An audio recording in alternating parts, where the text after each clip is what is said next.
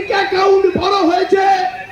তৃণমূলের নেতা, আমাদের রাজ্যের মুখ্যমন্ত্রী তার ভাইপো, বীরভূম জেলার সব স্তরের নেতা, তৃণমূল আশ্রিত তোলাবাজ, গুন্ডা, বদমাশ, বসংবদ পুলিশ অফিসার আর বসংবদ সাধারণ প্রশাসনের আধিকারিকদের এই তোলাবাজিতে মানুষের যে সর্বনাশ তৃণমূল করেছে তার খেসারত তৃণমূলকে দিতেই হবে।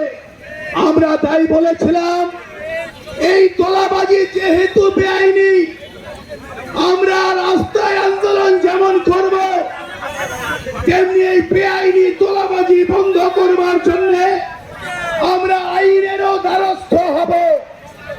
আমাদের পার্টির নেতা হাইকোর্টে মামলা করেছেন। যারা এই মামলা হাইকোর্টে লড়ছেন তারা এখানে আছেন। তারা শির দ্বারা বিক্রি করা আইনজীবী নন, তারা টাকা কামানোর আইনজীবী নন, তারা রাস্তায় দাঁড়িয়ে লড়াই করা আইনজীবী। তারা বলবেন কলকাতা হাইকোর্টে বিচার আমরা পাবই। আমরা এই লড়াইটা এত জোর দিয়ে লড়ছি কেন? বীরভূম জেলায় কি শুধু পাথর বালি মাফিয়া বীরভূম, গরু পাচারকারী বীরভূম, কোল মাফিয়া বীরভূম, এত বদনাম আমাদের বীরভূম জেলার ছিল। আমরা বীরভূমবাসী বলে গর্ব করতাম।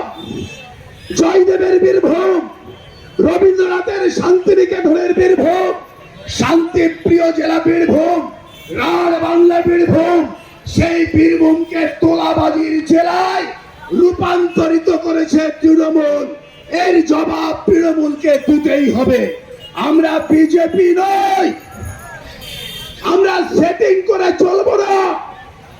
তৃণমূলের এই জেলার 1 নম্বর নেতা এই তোলাবাজির টাকায় পঙ্কতলায় 35 লাখ টাকা দিয়ে জায়গা কিনেছেন। আমরা সিপিআইএম বিজেপি নই, আমরা এর বিরুদ্ধে লড়বই এবং এই লড়াই আমরা জিতবই।